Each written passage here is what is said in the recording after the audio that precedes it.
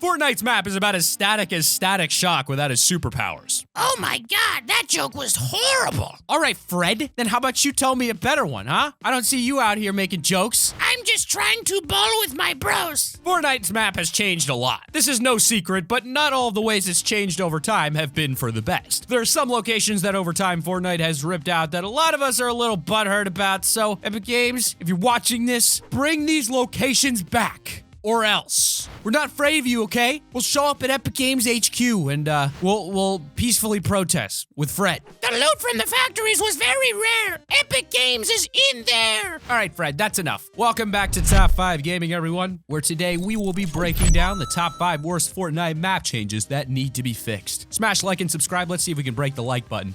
And let's get this ball with our bros. Number 5, the OG Fortnite factories. In all honesty, I don't think I've said this to you guys before, but why? Oh, why? Why did they have to remove the OG factories? There was absolutely nothing wrong with them. Sure, I get it. A giant comet came down from the sky and rained almighty destruction down on everything in the middle of the map. That's all neat and all, but why couldn't it just have been an incy-wincy bit further north? It would still destroy Dusty Depot and all the empty fields, but leaving those factories just on the crater's edge to the south? Alas, the factories are no more, and the only real chance you'll have of seeing them is in the new creative mode where you can find all buildings in there in the form of prefabs. It's a nice touch on Epic Games' behalf to give us access to the buildings even after almost a year since they were wiped from the map. You may have regret your actions now, Fortnite, but it's too late. They're long gone from the map. For those new to Fortnite, let me tell you a little about this legendary location. It was a massive place. In fact, it never had an official name. It didn't have the most loot in the game, and it definitely wasn't the best looking location either. The fact is, it wasn't the best location for any one particular thing. It was that the factories had a balanced level of a little bit of everything. The area consisted of 3 similar styled brick buildings, all designed after a factory style image. The area was highly defensive and had plenty of material for a centralized location. There was a bit of metal, but mainly you could max out on wood easily from the pallets laying around in the small forest just a few meters to the north. Whether you're landing or passing by the factories were always a great place to stop at for rotations in high kill games or holding down the fort. Number 4, Dusty Divot right after the comet hit. It was literally just dirt. It sucked landing there. So something else that the comet did was create a giant dent in the map. Pretty obvious result considering it's a giant comet, but what Fortnite replaced it with was a bit anticlimactic. On the 1st of May, Season 4 dropped and we got our comet cinematic. Boom goes the dynamite, and now Dusty Depot has become Dusty Divot. Before we get started on the actual location, they also introduced hop rocks into the game, and there was a ton of them around the crater, possibly close to 100 of them sometimes. And let's be honest, they were a bit of fun, but not because of Dusty Divot, but because they were just awesome in general. The only time you really saw people going into Dusty after a while were stopping by to grab a hop rock and go elsewhere. It was fun in the first few days when everyone was landing there, and it was complete chaos, but there was just barely any way to defend yourself. The entire crater was an open environment. There were a few lorries leading out, and in the center was just a small government-looking quarantine zone with barely any loot. It didn't take long before this new location became once again a barren wasteland. Fortnite did introduce a hotfix to add more loot to the area, but this was just a bit too late to bring the attention back. The evolution of the environment has seemed to help it again now that it's awesome for mats and more defensive, but overall, it's still not exactly a popular location. Number 3, Fatal Fields Cornfields. Constantly bugged and can cause visual glitches not fixed yet. When you first saw these new cornfields, you probably imagined being able to surprise attack your enemies like something out of a horror film. And it isn't that far off. You can hide inside these cornfields and become completely invisible, unless you're more or less point blank next to someone. At the same time though, the stack you're hiding in will allow you to see out reasonably clear. The only real problem with this is at the moment is how glitched out the fields are. When moving through a cornfield, you notice a rustling sound and parts of the cornfield getting kicked up above you. This way it alerts enemies to your location, preventing the fields from being too overpowered for camping. But that animation and audio of the leaves can sometimes get stuck on your character. And when I say sometimes, I should probably say quite a lot. If I ever have to run through that location with a squad, at least one of us usually comes out of it with this glitch. Causes an annoying sound for the rest of the game while also giving your position away to others. Doesn't matter if you're hiding, one movement will cause that rustle audio and leaves animation, which can easily appear through and above the structures you're hiding in. Hopefully it can get fixed soon considering they've been on the map for a while.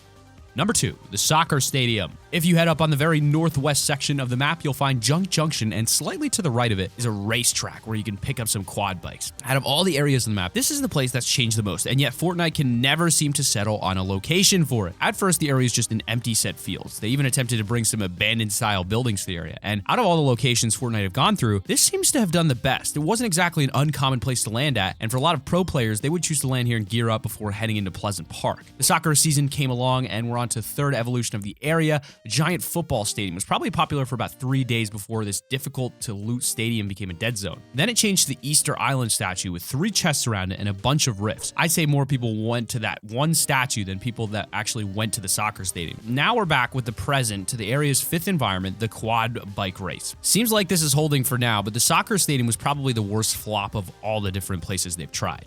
Honorable mention number 1, first Close Encounters LTM release. Now, one of the biggest random factors in most Battle Royale games is where the circle is going to end up. Am I going to have to run to the opposite side of the map, or can I sit cozy in my town for another couple minutes? Well, imagine what would happen if the Storm Circle always finished on the exact same map location every single game. You can already imagine the Horde or tryhards attempting to play King of the Hill and hold off the area for the entire game, preventing other players from entering the circle and racking up the kill feed. Well, that's exactly what happened with the first ever release of the Close Quarters LTM. This LTM was all about shotguns and jetpacks. We've seen it a few times since its first appearance, but that appearance was all for barely a day. The matches went down like expected, but people began to notice that every single game the circle would end in the very center of the map and there was no randomness to it whatsoever. Not long after it came out, people were exploiting this as much as possible. Fortnite had to remove the game mode and had back in the workshop until it was ready to be released once again. Honorable mention number 2 is Lucky Landing. Now, let's have a quick talk about Lucky Landing. The thing is, it's a really nice place. It's really festive and pretty and all, but it's completely useless in its current location. Most edge of the map locations are always going to have less activity, but this is quite a large area for such a faraway map. The chances of you getting a circle spawn on you if you land there feels like a 1 in a million. Maybe with the recent update, we might have some zip lines nearby to help us travel a bit faster.